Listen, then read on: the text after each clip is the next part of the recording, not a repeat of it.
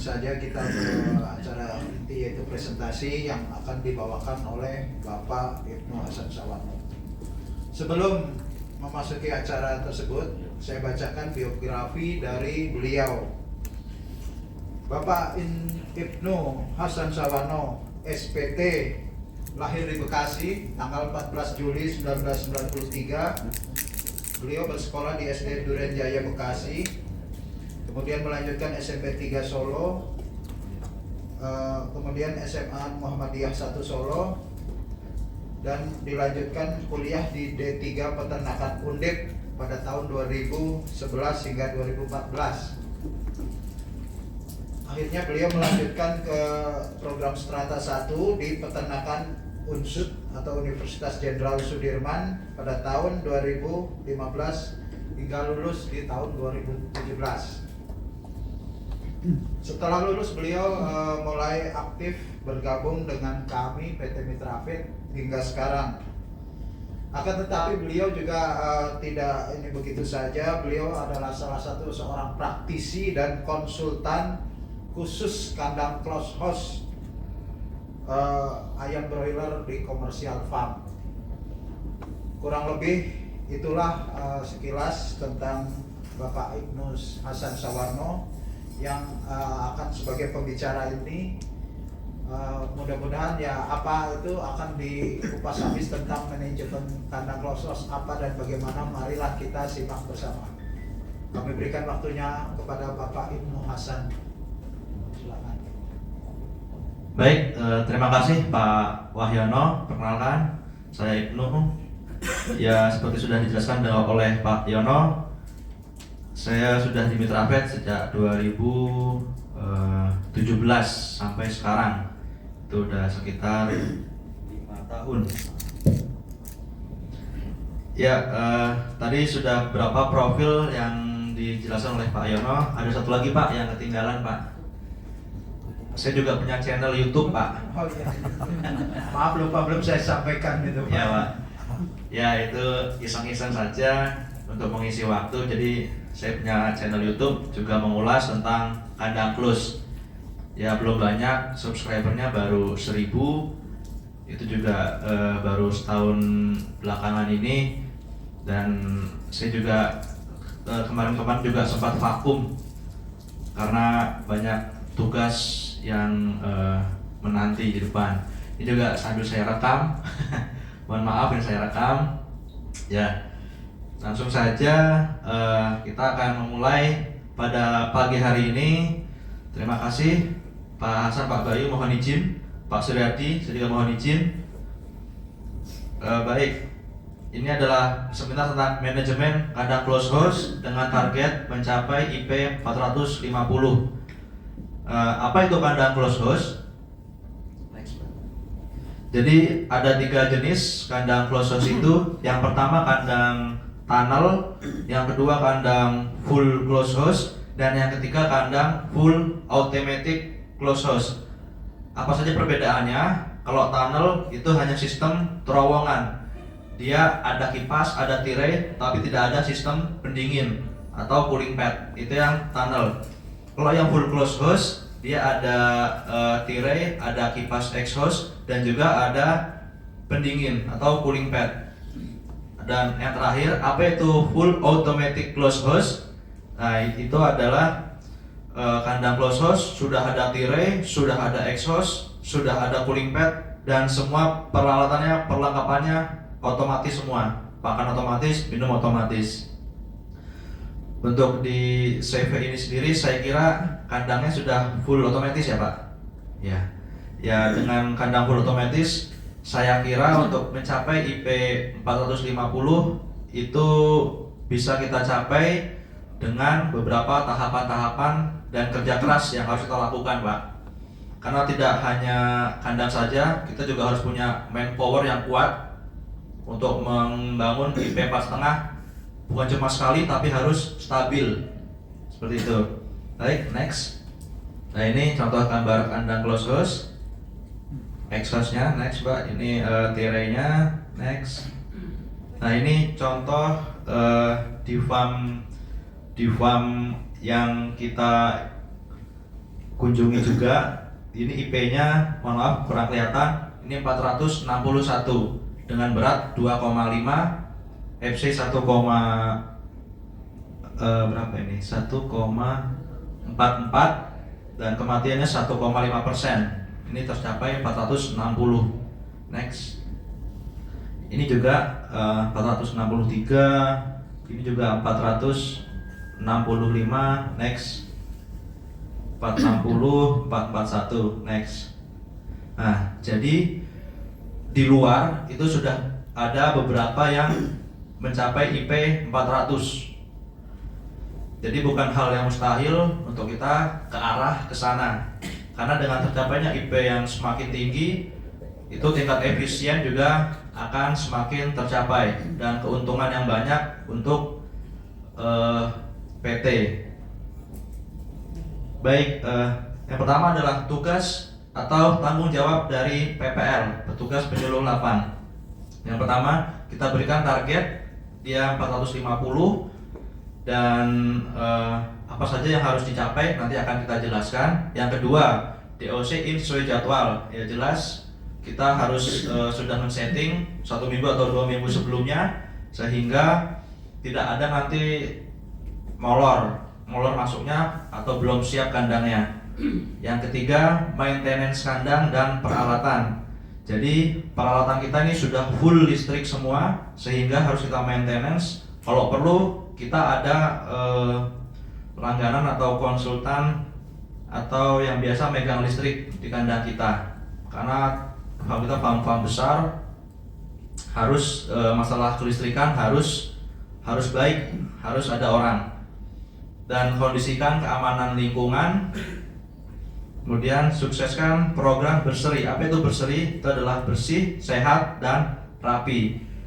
Jadi di kandang itu kita usulkan, kita anjurkan ada program bersih-bersih kandang sehingga tidak ada namanya rumput, tidak ada namanya becek, tidak ada ranting-ranting atau daun-daun, tidak ada lamat atau laba-laba itu, sehingga ya semuanya sudah tertata, rapi, bersih untuk kita lebih semangat lagi. Next. Tahap yang dilakukan, yang pertama membuat program kerja. Jadi kita harus memiliki program kerja dari umur 1 sampai 7 hari itu apa aja, 2 minggu sampai 3 minggu itu apa aja, 3 minggu sampai 4 minggu itu apa aja, itu harus kita buat. Dan kita harus bisa menjelaskan kepada anak buah kandang kita atau ABK.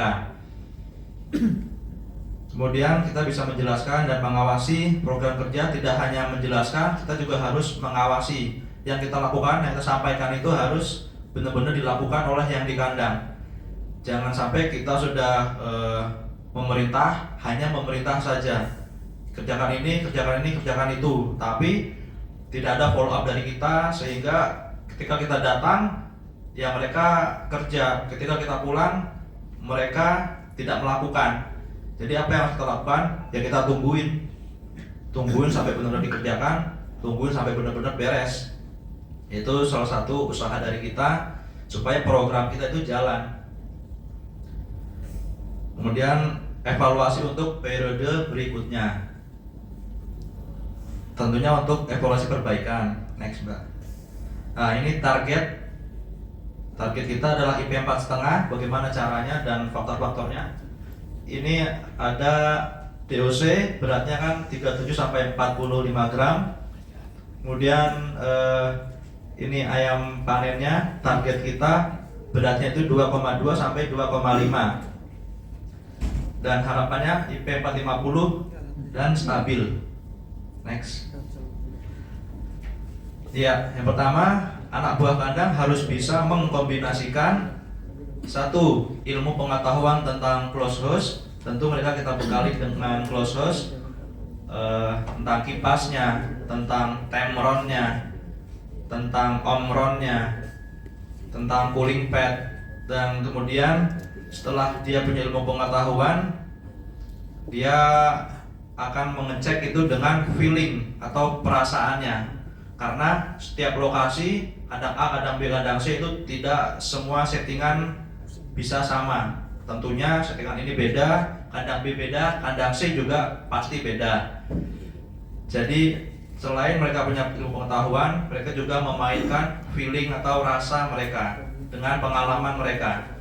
Gimana kalau saya tambah kipas 1, saya tambah kipas 2 di daerah kandang A ini? Oh, apabila itu masih terlalu dingin, tentunya settingan itu akan dirubah, kipasnya dikurangi dulu.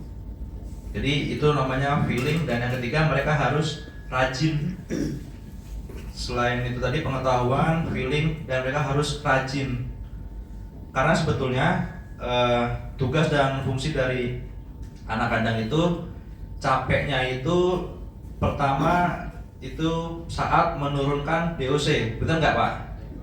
Nah, itu mereka tuh harus begadang dan menurunkan DOC.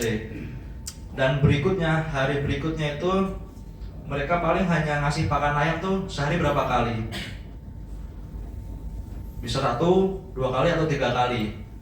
Itu kan tentu memberikan pakan 3 kali sehari, dan sekali ngasih makan tuh paling 1 jam, 2 jam. 2 jam cukup kan? 2 jam. Jadi 2 kali 3 itu 6 jam, sementara sehari itu ada 24 jam. Jadi waktunya itu sebetulnya sangat longgar untuk anak kandang itu. Jadi ya kita harus bisa mengatur mereka, memanage mereka supaya mereka itu harus rajin, sering kontrol. Karena waktunya itu tadi ngasih makan cuma berapa jam. Jadi yang berat itu saat mereka DOC dan saat mereka panen. Sisanya itu saya kira longgar. Next.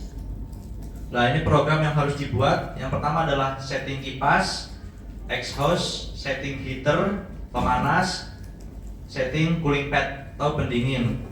Kemudian yang kedua, broodingan dan pelebaran. Yang ketiga, manajemen sekam, seleksi, medikasi, dan program panen serta berseri. Jadi setting kipas, heater, cooling pad, tentunya kita sudah harus bisa mengeset untuk kipas. Untuk DOC biasanya kita on off, 1 nyala 15 mati, atau 0,5 nyala 10 menit mati. Ini untuk DOC. Heater pun kan kita set biasanya di suhu 33. Untuk awal kan kita set suhu 33 derajat, kemudian hari kedua turun 0,5 atau 1 derajat, hari ketiga pun turun. Kemudian untuk cooling pad biasanya kita menyetel itu ada yang dari umur 5 hari sudah diset, ada yang dari umur 2 minggu, ada yang dari umur 3 minggu. Nah, ini pun variatif kan.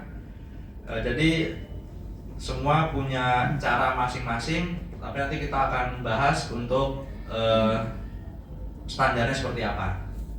Dan untuk brooding dan pelebaran kita juga harus punya program untuk brooding. DOC awal itu kita harus punya program berapa tempat pakannya, berapa yang kita pakai ruangannya, seperti apa blockingannya depan belakang. Nah, ini pasti sudah kita biasa lakukan. Manajemen pelebaran juga hari keberapa kita nambah ruang berapa, hari keberapa nambah ruang berapa, dan sampai full kandang. Ini kita sudah harus punya programnya. Yang ketiga, manajemen sekam. Manajemen sekam itu ada beberapa. Yang pertama, kita bisa menyeset. Yang kedua, kita bisa bolak-balik. Dan yang ketiga, kita nabur. Yang mana yang paling baik?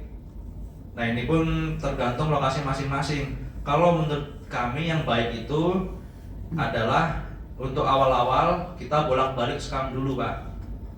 Jadi untuk sekam itu dari awal kita set itu agak tinggi. Tujuannya apa? Untuk bisa kita bolak-balik dulu. Jadi kan yang atas basah, tapi yang bawah itu masih kering. Nah, ketika itu sudah basah yang atas, kita bolak-balik, bisa pakai sepatu bot atau bisa pakai kita bikin garukan seperti cupat kai itu, Pak.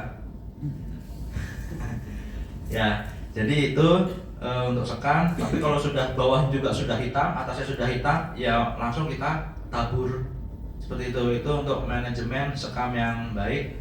tentunya tidak boleh ada yang lembab atau basah. Kalau ada yang lembab atau basah itu nggak bisa dibolak-balik atau ditabur, harus kita buang karena itu amoniak. Amoniak itu kan sangat jahat untuk ayam kita di kandang, tidak boleh ada. Kemudian manajemen seleksi pun di kita ada yang dimulai dari umur 3 hari, ada yang dimulai dari umur 7 hari. Jadi untuk seleksi itu semakin cepat kita lakukan itu semakin baik, Pak. Karena apa? Kita mencegah untuk saingan. Misalkan pasti saingan antara yang kecil dan yang besar.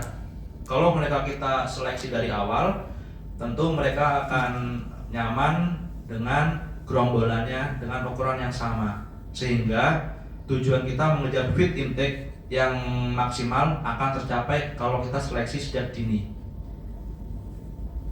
Jadi itu. Jadi mungkin di yang kita lakukan biasanya di umur 3 hari itu kita kan bisa untuk mengkaling atau membuang yang kaki kering, Pak.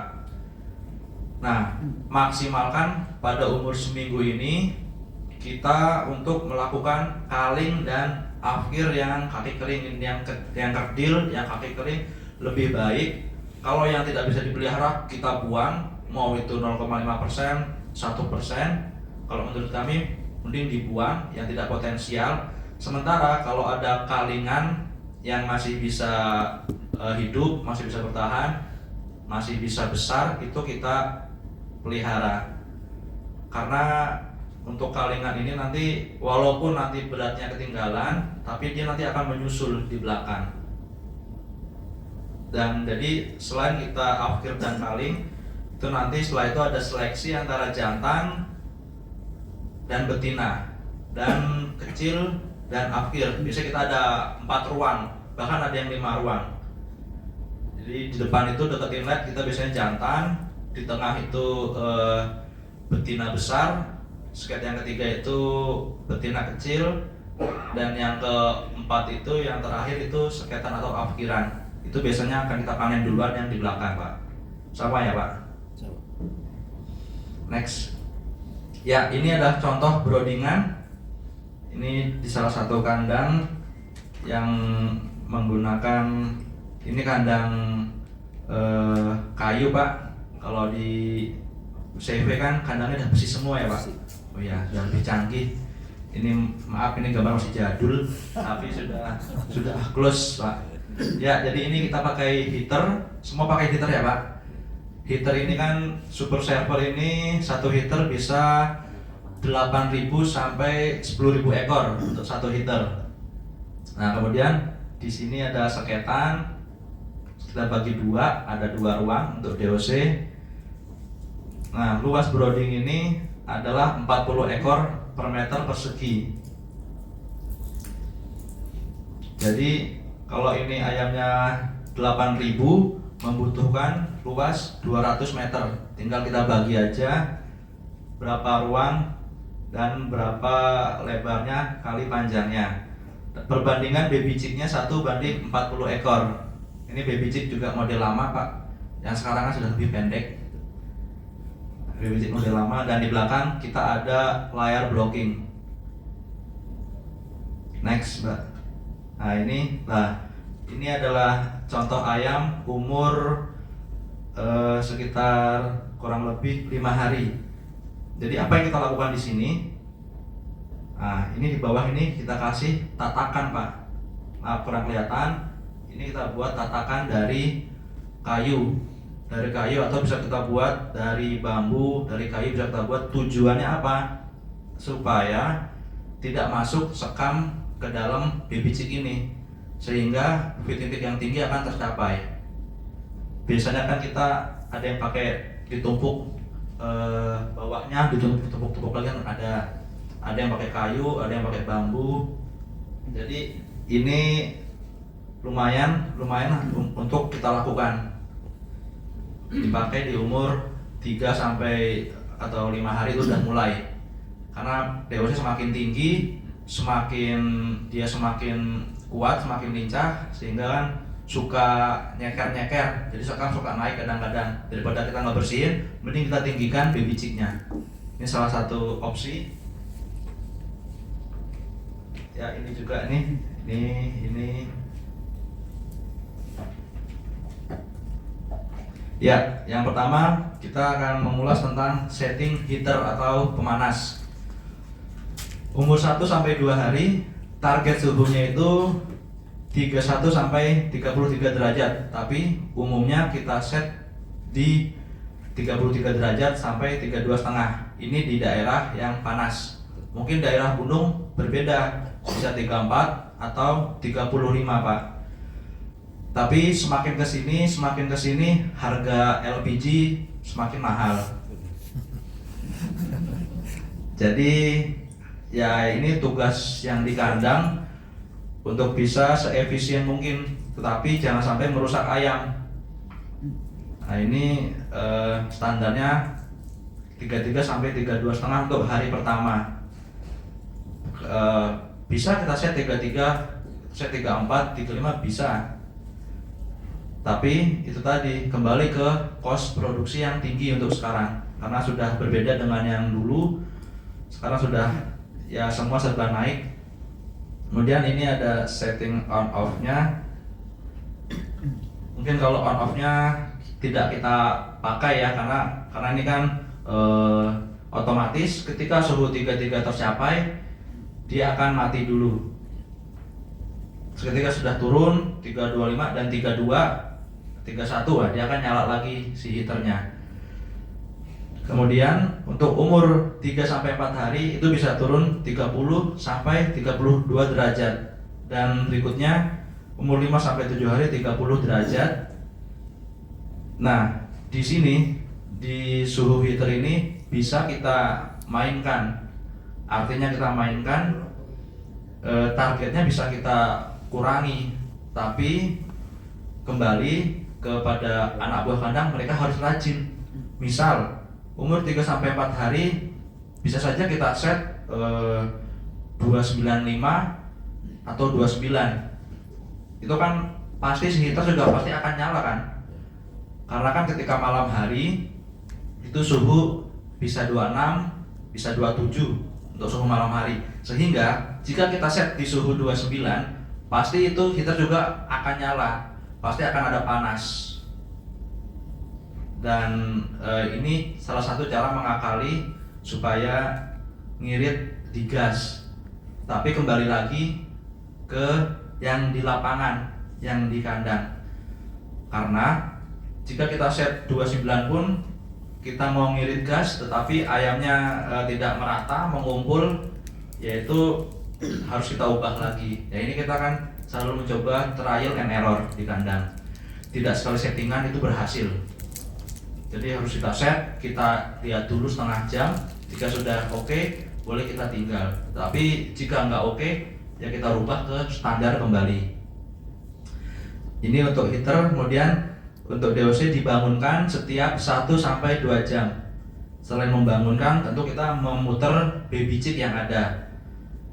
Nah ini tujuannya untuk mencapai feed intake dan supaya ayam tidak bergerombol. Dan yang kedua, mencari set yang nyaman atau pas untuk ayam. Ya, indikator settingan yang cocok, ayam umur 1 hari, ayam langsung makan dan minum. Itu bisa kita cek di temboloknya. Tembolok itu bisa keras, terisi keras, bisa terisi tapi lembek, bisa terisi tapi kenyal. Nah, yang baik itu temboloknya terisi kenyal, tidak keras dan tidak terlalu lembek. Karena apa? Karena kalau dia cuma makan pasti keras, kalau dia cuma minum pasti lembek, sehingga harusnya tuh kenyal. Makanya kita cek nipelnya, kita cek, dan tempat pakannya selalu kita isi. Kemudian saat ayam datang, ayam tidak bergerombol, langsung menyebar, langsung aktif. Yang ketiga, dalam waktu 8 jam, crop atau temboloknya terisi 85%. Nah ini indikator settingan yang cocok, set suhu yang cocok, dan set si kipasnya on off-nya yang cocok. Karena ada beberapa mungkin yang 8 jam itu tidak terisi 85%, hanya 50%, hanya 60%. Nah ini potensi ayam-ayam kecil tuh di sini. Sehingga kita harus ekstra saat DOC datang.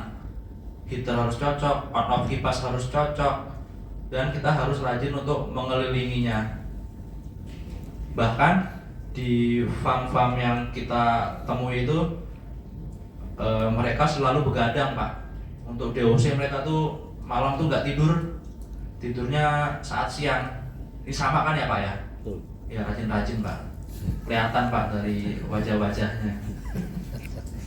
Next, 2-7 hari feed intake tembolok sudah terisi 100%, tidak penting atau megap-megap, kertas atau sekam kering. Oh iya tadi lupa, untuk 1-2 hari kita biasanya menggunakan koran atau kertas.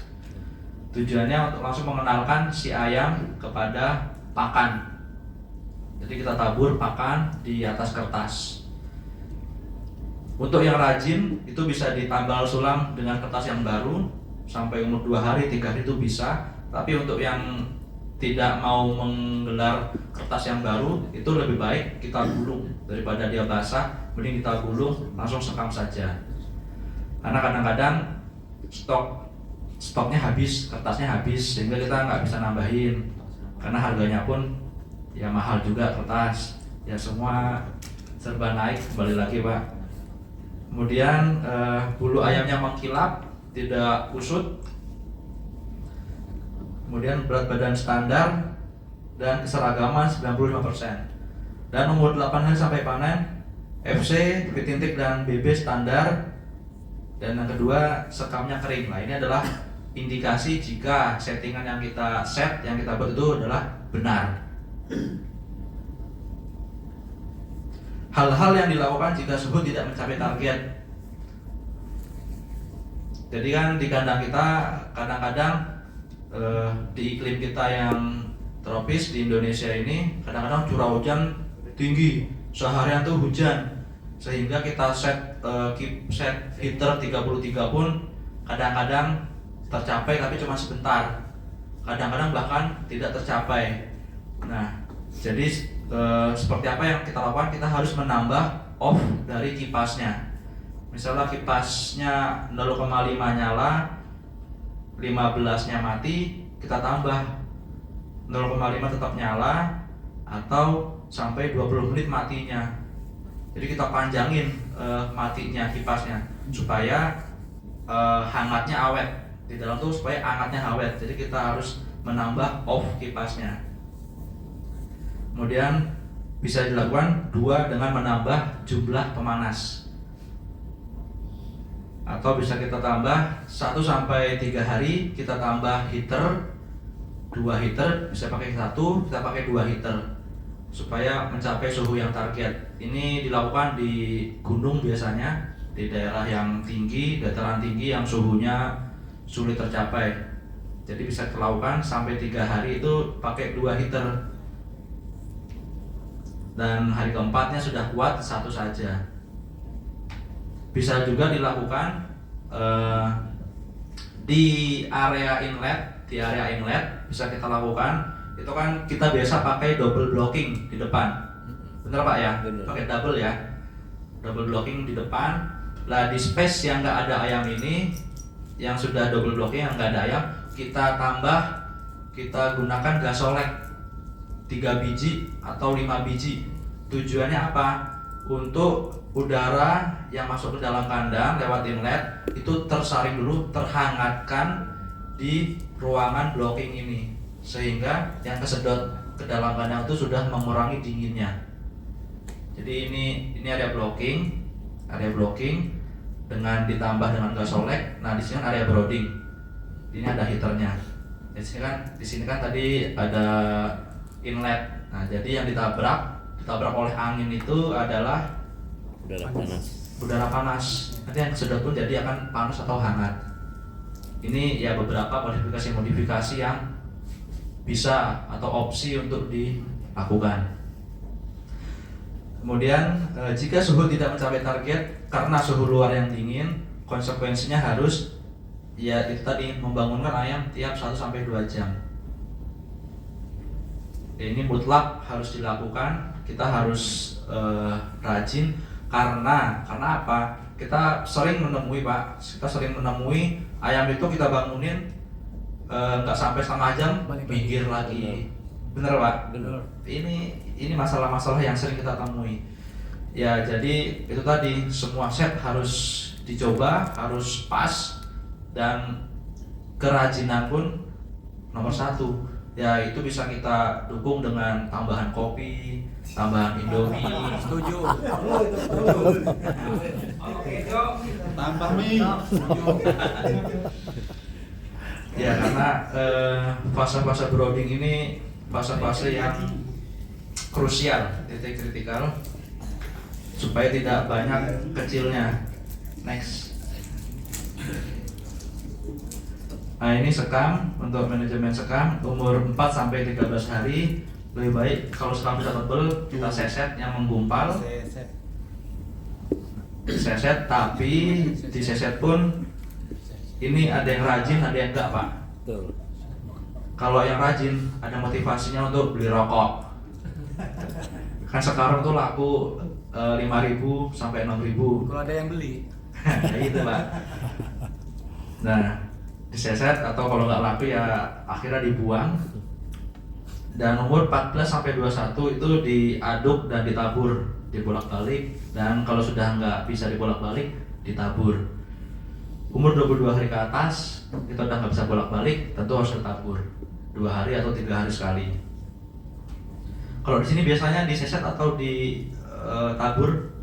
Kebalik malah Mas. Biasanya di lapangan kita. Biasanya gimana Pak? Ada di 4 sampai 13 itu biasanya kita diaduk tabur biasanya. Nah, Di umur 20 ke atas lah biasanya baru kita seset tabur biasanya Pak. umur 22 malah diseset. Seset sama tabur biasanya. Itu kan banyak banget itu. Karena itu Pak. Oh, hebat ya, rajin ya. Makanya Pak harus dari awal terus bagus karena kita. Oh iya, betul. Alhamdulillah bagus. Bagus Pak, bagus. Itu jarang Pak. Jarang kita temui umur 22 nya itu jarang. Jarang umur 22 nya itu jarang. Perlu sini saya temuin Pak. Di beberapa kita sih biasanya dibalik sih Pak sih biasanya sih. Di ayam awal itu biasanya baru kita diaduk tabur biasanya. Nah, aduk ayam gede biasanya kalau lebih cepat becek biasanya Pak, lebih Ya. cepat becek, lebih bau biasanya. Ya, Kalau kita tabur itu pasti sehari nggak nyampe pasti udah becek lagi Pak. ya. Makanya kita seset biasanya di umur 20 ke atas biasanya. Ya, ya. Seset ya, ujungnya rokok gitu. Yang ini variasi, masing-masing tempat, masing-masing daerah punya cara sendiri, dan utama kan tujuannya untuk performa Betul, betul. dan membuang amoniak karbon dioksida. Seset dulu. Jangan terlalu. Ini pas DOC Pak, biasanya kita seset pas DOC ini. Nah, ini untuk cooling pad atau sistem pendingin. Ini mutlak harus ada saat ini, terutama di kandang-kandang yang daerah panas untuk menurunkan suhu. Jadi untuk cooling pad gambarannya saja ini seperti sarang tawon, dan di atas ini adalah pipa atau peralonnya, dan di bawah biasanya peralon setengah inch atau berapa inch ini, di bawahnya ada peralon yang rujika yang kecil itu. Nah, untuk airnya itu dia tidak turun ke bawah seperti ini. Air dari peralon cooling pad yang bagus itu dia menghadap ke atas. Dia menghadap ke atas peralonnya, sehingga ada tekanan dari mesin air itu menyembur ke peralon ini yang biru ini, sehingga turunnya ke sel pad atau sel deck ini merata. Jadi seperti air hujan, dia disembur ke atas dulu, baru dia melebar ke bawah. Kalau kita pasang peralonnya menghadap ke bawah, ini kan ada bolong-bolong, ini tidak akan rata menyebarnya. Jadi lebih baik itu menghadap ke atas untuk peralon airnya. Lubangnya ya. Lubangnya Pak, lubangnya menghadap ke atas. Nah, sekarang Pak bawah semua. Sekarang kita ke bawah semua. Itu tapi merata nggak? Ada rata. Kurang kan? Iya. Nah ini salah satu opsi Pak. Jadi mungkin saat kosong kandang kosong kandang, ya kita bisa sekalian maintenance, kalian kita cek gitu, harus menghadap ke atas karena mengejar kerataan. Kalau nggak rata ya suhunya kurang optimal turunnya. Ini kemudian set cooling pad. Nah ini di sini kita set dari umur 15 sampai 21. Set suhunya di 31 sampai 33 derajat untuk set cooling pad. Bisa kita on off atau tidak. Jadi suhu panas itu kadang-kadang berapa Pak di kandang Pak siang hari? Kalau siang hari di kandang kayak kandang saya itu bisa pencapaian di 34. 33 34. Ekstrimnya? Ekstrimnya 34. 34. Ya bahkan kandang di Bogor itu bisa kita temuin di 35, 36. Nah, gimana kalau suhunya tidak sesuai dengan yang ayam minta? Mereka akan heat stress, panas, pakannya tidak jadi daging, hanya untuk bertahan hidup.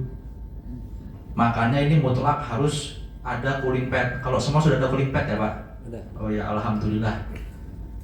Kemudian umur 22 sampai 25 ini 30 sampai 31. Umur 26 atau sampai besar 30. Ini hanya standar bisa kita sesuaikan. Bisa kita set 28 atau 29. Kenapa tidak terlalu rendah? Kenapa tidak rendah atau 26 atau 25 cooling padnya? Karena cooling pad yang terlalu rendah itu akan menyebabkan kelembapan yang sangat tinggi. Jadi sekam depan biasanya kering, ini akan cepat basah. Uang kita set 30-29 udah basah, gimana kita set 25 atau 26, sehingga itu akan meningkatkan tingkat kelembapan yang tinggi. Jadi RH atau kelembapan ideal itu 60 sampai 70%. Sebaran air harus rata di area sel pad. Itu tadi, jika set terlalu rendah maka RH menjadi naik, sekam akan cepat menggumpal. Jadi harus kita ya, ini contoh sel pad. Nah ini juga terlihat tidak merata ya Pak. Ini masih salah untuk, bisa salah dari pelalonnya, bisa ada yang menggumpal atau menyumpel di pelalonnya, maka kita harus maintenance. Ini sederhana, beda dengan kandang Pak Suryadi pasti Pak. Misalnya kalau saya settingannya orang langsung bidat kan. Ya. Ini adalah proses mengkondisikan area di dalam kandang. Yang pertama, gambar ini adalah settingan awal. Misalnya ini settingan awal dari Tamron yang kita set. Kemudian ini ayamnya penting, megap-megap, kurang nyaman, kurang dingin, kurang angin. Kita rubah di sini, kita tambahin kipasnya, tambahin 1 biji kipasnya. Settingannya kita turunin supaya kipasnya nyala. Nah, di sini setelah kita rubah, jangan kita tinggal langsung, kita cek dulu, kita intip dari luar. Ayamnya gimana? Ayamnya masih penting, ayamnya masih menyebar, atau ayamnya malah minggir. Nah, di sini fungsi kita, fungsi ABK untuk mengecek settingan yang kita perbaharui. Dan jika semuanya sudah sesuai, ayamnya sudah nyaman, maka ini tinggal santai Pak.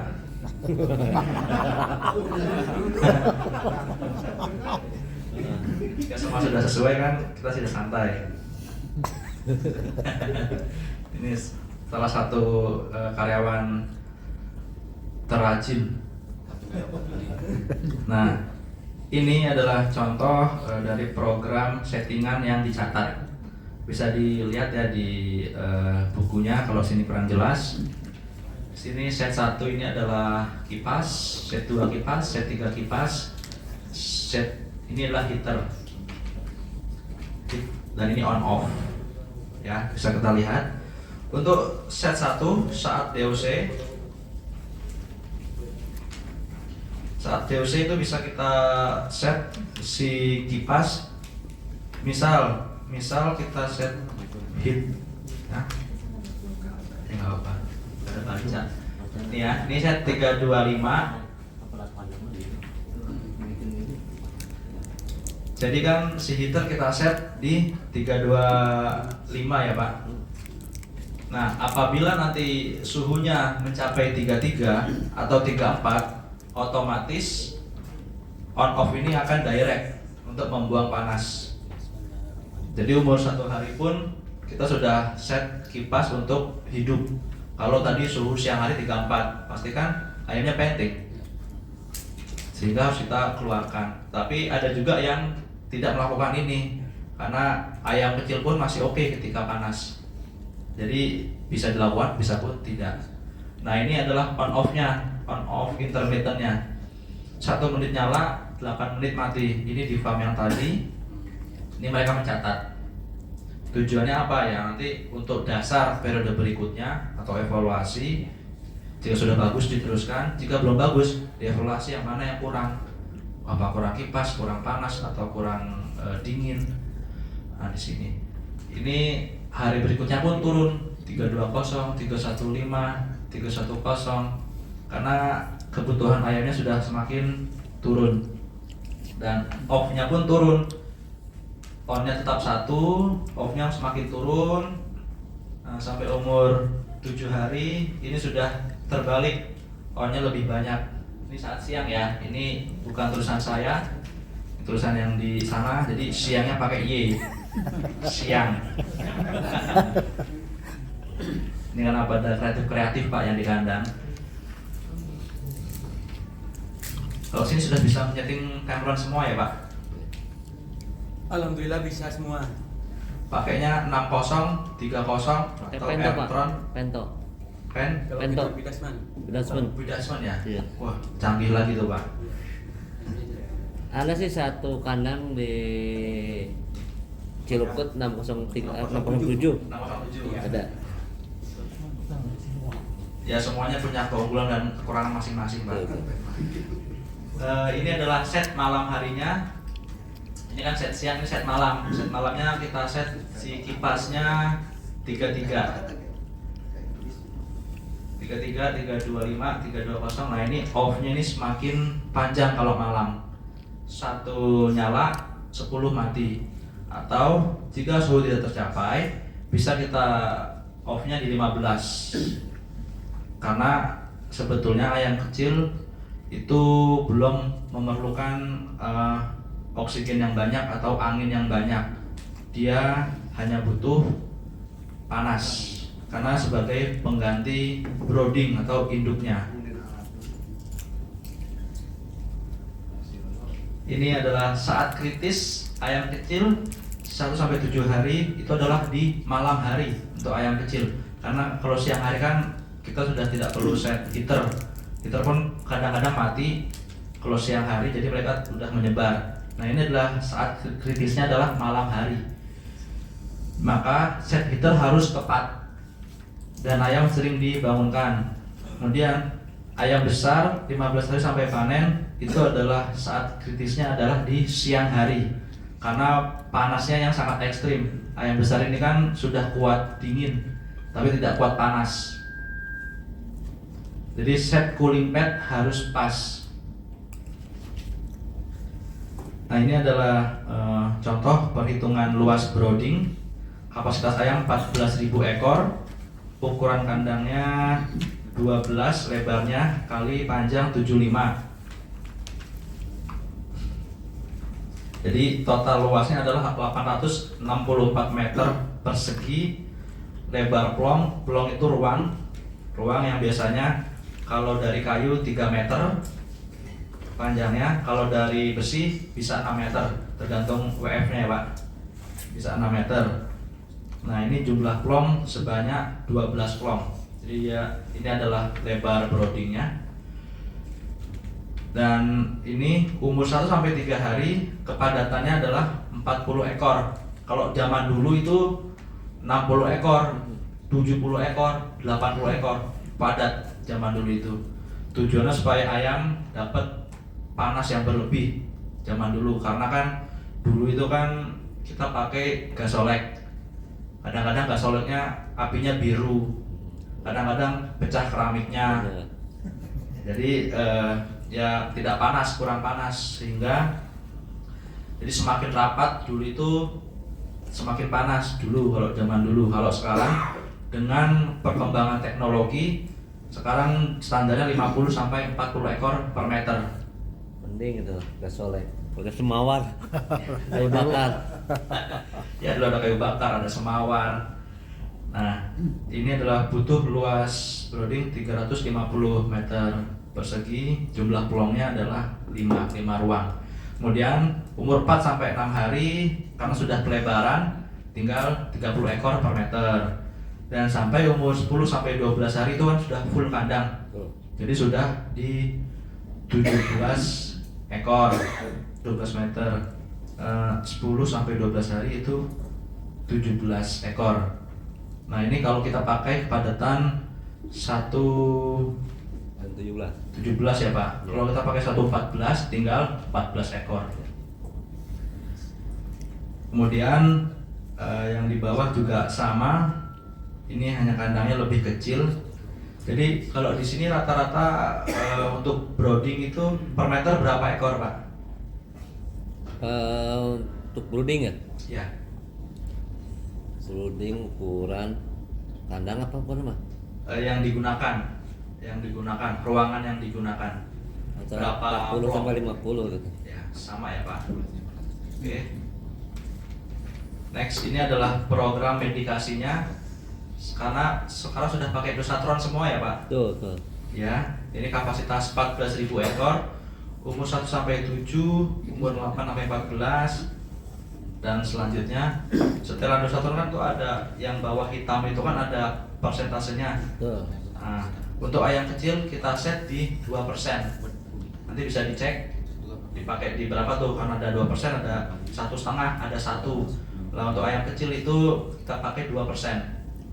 Kemudian pakan per hari ini adalah intake harian, itu adalah 20 gram per ekor untuk minggu pertama, minggu kedua 40 gram, minggu ketiga 70 gram, minggu keempat intake-nya 120 gram. Dan yang bawahnya adalah konsumsi air minum per hari. Ini biasanya minum itu 2 kali lipat pakan. Jadi kalau dia makannya 20 gram, minumnya 40 mili. Dan kelipatannya air selama 24 jam itu 560 liter dengan ayam 14.000 ya, jadi 560 liter. Jadi kurang lebih itu kalau tangki biru 2-3 tangki yang biru yang 200 liter, kalau tangki yang 1.000 ya setengahnya. Ini konsumsi airnya selama 24 jam. Per jamnya dia menghabiskan 23 liter. Nah, ini adalah dosatron.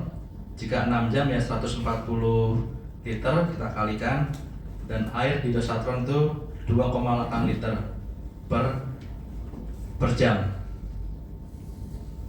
Jadi kan kita pakai dosatron itu kan dia sekarang kan kita obat udah nggak kita campur ke toren.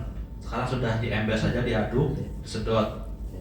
Nah, ini makanya kita butuh settingan yang 2% sampai 1,5 dan 1%. Itu untuk ayam kecil dan ayam besar.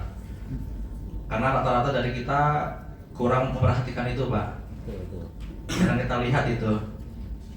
Nah, manajemen seleksi. Ini umur 4 sampai 7 hari sudah kita mulai pilih yang kecil, taruh di dekat kipas atau di ujung. Tapi tidak langsung nempel ke blower, nempel ke sekatan paling belakang. Tidak langsung ke ujung blower karena dia masih butuh panas dari heater. Kalau terlalu belakang nanti khawatir nggak dapat panas dari heater. Kemudian umur 8 sampai 12 kita pilih yang besarnya, jantannya ditaruh di dekat cooling pad. Karena ayam yang besar ini cenderung lebih kuat, dan jika oksigennya, udaranya baik, dia akan cepat tumbuh. Ayam besar kan dia bisa 120-130 gram per hari. Kemudian umur 13 sampai panen, pengelompokan sesuai berat badan. Nah ini variasi. Ada yang di dalam kandang itu dia menggunakan 3 ruang, ada yang 4 ruang, ada yang 5 ruang. Ini variasi, tergantung tadi si kerajinan dari anak-anak. Jadi untuk kandang-kandang yang sudah jalan, gajinya sudah oke, dia ngejarnya insentif, pasti dia akan rajin untuk menseleksi. Itu sudah tidak bisa kita pungkiri, pasti karena yang dia dapatkan dari hasil panen tersebut. Kalau dianya males-malesan, dianya nggak mau nyeleksi, hasilnya tonasenya kecil, nah dia kan nggak gajian, nggak dapat insentif. Jadi ada beberapa yang menggunakan sistem insentif yang supaya untuk dikejar. Jadi ada yang jago, kemudian ada betina besar, betina dan kecil atau afkirannya. Dan manajemen panen pun kan kita biasanya dari belakang dulu, dari ujung dulu lewat pintu belakang, dari yang terkecil, yang kecilnya habis kita lebarin, kita ambil yang berikutnya, yang betinanya. Nah sisanya kan yang jantannya. Ini yang tujuannya untuk FCR-nya akan semakin turun. Jika ayam semakin besar, tingkat efisiensi akan tercapai. Ini adalah panen dari afkir dulu, kemudian betina atau kecil, dan selanjutnya jantan. Ini pintu belakang. Rata-rata kita minimal harus punya 2 pintu. Kandang itu harus punya 2 pintu, depan dan belakang. Ada juga yang kandang panjang 3 pintu. Jadi pintu juga mutlak harus dipunyai, karena kalau panen dari belakang, pintunya cuma di depan, nah ini akan merusak ayam. Dari suaranya, dari debunya, dari lalu lintasnya, ini akan mengganggu ayam. Jadi pintu mutlak harus ada 2 atau 3 biji. Nah ini adalah rekapan data panen. Ini di salah satu farm di Bogor, oplosnya 18.000, itu dia berat badannya 2,1, FC-nya 1,42, mortalitasnya 1,2, umurnya 33 hari, 448 untuk IP-nya. Jadi semakin dia besar, semakin dia tua, ini FC akan semakin turun, IP akan semakin naik. Ini sudah hukumnya. Ini adalah kriteria bersih-bersih tadi, Pak. Kandang, atap, tirai, peralatan berfungsi dengan baik. Kemudian tidak ada rumput liar, selokan berfungsi bersih, sampah pada tempatnya, ada tanaman, jalan bagus, sekam pada tempatnya, dan gudangnya rapi. Mungkin di sini ada beberapa dari kita yang kadang-kadang kita mengabaikan ini semua. Sedangkan ini adalah satu poin penting juga yang menunjukkan kebersihan dan kerajinan kita. Bahkan ada tim, kadang-kadang ada yang buat tim checklist kesiapan kandang tersebut.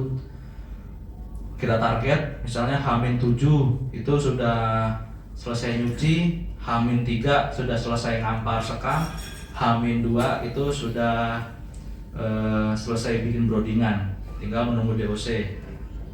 Nah, jika dari umur H-7 itu pupuk masih ada, kandang belum dicuci, itu akan kelihatan oleh tim checklist, sehingga konsekuensinya jikinnya akan mundur.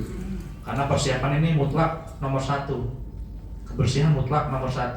Karena kalau tidak bersih, mau DOC-nya bagus, mau pakannya bagus, mau obatnya bagus, kalau masih ada telek atau kotoran yang menempel, ini juga sebagai sumber dari penyakit. Sehingga ini harus bersih. Kemudian ini kesimpulannya, ABK wajib bisa mengoperasikan Temron. Jika belum bisa, ya kita ajari ABK supaya mereka juga tahu, mereka mengerti, mereka juga peduli. Tapi memang ada beberapa yang bisa diajari, ada beberapa yang tidak. Dan ketika kita sudah men-set Temronnya, heaternya, kipasnya, jika mereka ingin merubah, itu harus konfirmasi ke kita. kenapa kok dirubah, alasannya apa, dan reaksinya apa ketika sudah dirubah. Jadi tidak serta-merta anak-anak itu merubahnya sesuka hatinya, tidak berdasarkan teori dan tidak berdasarkan pengetahuan kita, harus pengetahuan kita, karena mutlak itu adalah kuasa kita sebagai penyuluh di lapangan. Kemudian ABK setiap hari, setiap periode wajib mencatat setting di buku seperti yang tadi. Kemudian supervisor atau PPL setiap saat wajib memeriksa, menghitung kondisi kenyamanan ayam sesuai 6 variabel. Apa saja? Yang pertama adalah minimum ventilasi. Sudah bisa menghitung minimum kipas belum, Pak? Belum. Ya, jadi kita sharing saja. Handphone saya, Pak. Biarin, Pak, biarin, Pak. Oke, tolong kalkulatornya, Mbak. Ya, satu kandang itu berapa ribu ayam? Satu kandang, satu lantai? 23.000. 23.000. Ya, anggaplah mati 1.000, tinggal 22. Jadi 22 dikali, kita hitung minimum ventilasi ayam umur 21 hari. Berat badan sekilo. Jadi 22 kali 1 dikali 6 CFM ini adalah rumusnya, dibagi kemampuan kipas. Kemampuan kipas itu juga standarnya itu 20 sampai 22. Kalau kipas kon itu bisa 22, kalau kipas box 20. Nah, jadi minimum ventilasi ayam 22.000, berat 1 kilo, dikali 6 dibagi 20. Berapa, Mbak?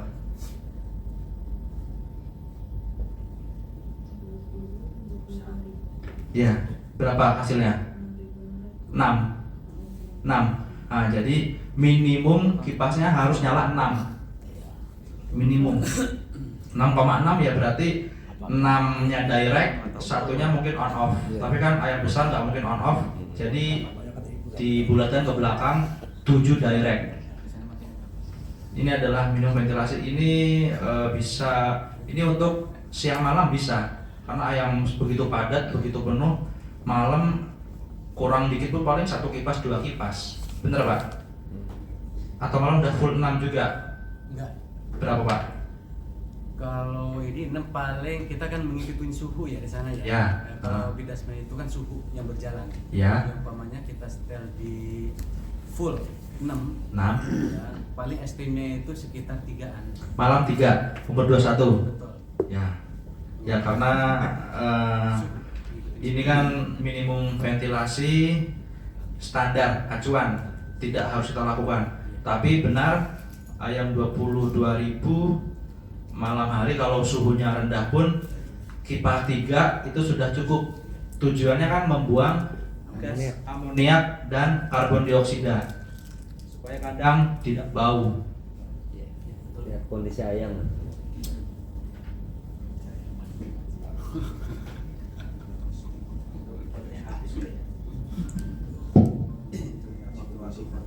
Ya, maaf baterainya habis. Jadi ini cara menghitung minimum ventilasi. Kalau siang pun kan kita juga tidak nyala 6. Iya. Fullnya berapa? 8. Nah, nyala semua kan? Betul. Ya. Karena ini adalah minimum. Ini hanya acuan dasar. Dan kemudian yang kedua ini adalah TET, target efektif temperatur. Ini dasarnya menggunakan kelembapan dan suhu di lapangan. Kemudian yang nomor 3 adalah indeks heat stress. Ya, untuk indeks heat stress bisa kita hitung derajat Celcius, kita rubah ke Fahrenheit dulu. Misal pada siang hari suhunya berapa, Pak? Siang hari ekstrimnya Ya. di 325, 33. Ya, coba di 325, Mbak. 32 kali 1,8 ditambah 32, sorry. Ditambah kelembapannya itu berapa? 60, 70? Kalau saya sih 60-an ya. 60. Kalau suka pakai pakai apa namanya? alat ukur suhu kan kelihatan tuh di 60. Oke. 150,5. Nah, berapa standarnya supaya ayam ini tidak heat stress? Nih, kalau 150,5 itu tandanya batas terjadi penurunan performa. Jadi ini sudah masuk ke dalam heat stress ayam kita. Maka suhunya itu jangan sampai 32,5. Kita set di 32 atau 31 supaya dia bisa di bawah 150, tidak menyebabkan masalah performa. Apalagi tadi yang suhu siangnya sampai 34 tapi kita nggak punya cooling pad, itu jelas ayam akan distress. Musim panas pasti akan masalah, performa itu tidak akan maksimal. Saat panen pun kemungkinan mati banyak karena kepanasan. Dan pakannya, dia makannya 100 gram paling cuma naik 60 gram 50 gram. Nah, ini nggak nutup, sehingga ini heat stress juga sangat berbahaya. Maka dari itu harus ada cooling pad dan di set agar tidak mencapai indeks heat stress tersebut. Kemudian bukaan inlet, biasanya kalau kita gampangnya kipas 8 nyala 1 ya 1/8 bukanya, nyala 2 inletnya 2/8, nyala 4 4/8 atau setengah. Nah, nyala semua ya kita buka semua si inletnya. Ini gampangnya. Kemudian suhu malam dan suhu siang tidak boleh kurang dari 8. Misal suhu siangnya kita 32,5. Suhu malam berapa, Pak? Coba. Suhu malam ekstrim Ya. 24, 25. Coba 33 kurang 24. 9. Nah, ini pun masih kurang baik. Ini pun masih kurang ideal untuk suhu malam dan suhu siangnya. Dan makanya kita harus setting tadi, berarti harus kita rubah di siang harinya, karena kalau malam kan tidak bisa kita apa-apain ke suhu malam.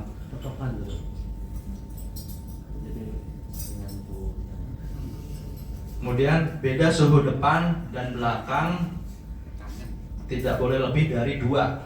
Misalnya di inlet suhunya 30, di belakang pun kan lebih panas. Kalau 31 masih oke. Kalau dia udah 32 itu juga sudah tidak ideal. Kenapa suhu depan dan belakang bisa terlampau jauh?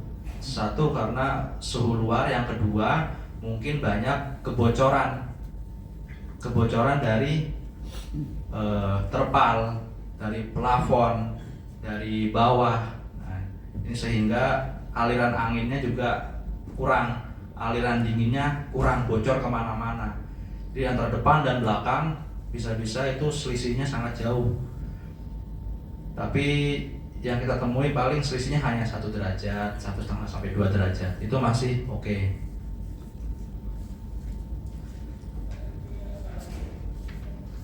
Ya, ini program kesehatan, program dari pengobatan yang kita pakai,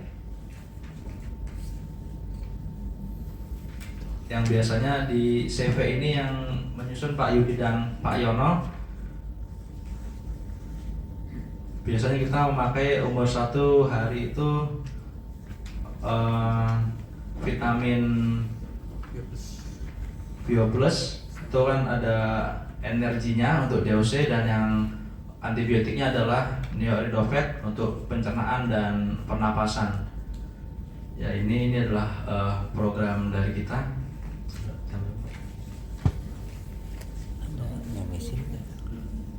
Ya, ini adalah program kita. Bisa kita menggunakan 2 sampai 3 antibiotik, dan untuk vitaminnya kita menggunakan 3 sampai 4 jenis vitamin. Nah, ini adalah program-program kita. ini adalah standar, tapi misal kita umur 1 sampai 3 hari kita menggunakan vitamin di pagi hari, antibiotik di sore hari 1 sampai 3 hari. Kemudian di umur 5 sampai 7 hari kita pakainya vitamin, dan di umur biasanya kita di umur 12 itu ada revaksinasi IBD atau gumboro, tapi itu ada yang pakai, ada yang enggak. Dan kemudian lanjut di umur 15 sampai 17 hari ini antibiotik lagi. Untuk antibiotik minggu kedua atau ketiga ini bisa maju bisa mundur tergantung dari situasi di lapangan. Dan kemudian umur 18 ke bawah itu kita kasih vitamin, dan di umur kalau kita panen besar di umur 24, 25, 26 itu bisa kita kasih antibiotik lagi kalau panen besar.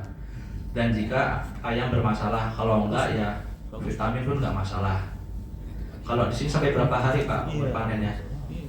34, 35. Berarti rata-rata di 16 atau 7 kan? 18. 18. Ya ini merupakan paparan singkat dari saya, sharing singkat dari kami. Mudah-mudahan dapat memberi pencerahan walaupun sedikit dan menambah wawasan kita. Untuk selanjutnya kurang lebihnya saya mohon maaf. Saya kembalikan ke MC. Wassalamualaikum warahmatullahi wabarakatuh.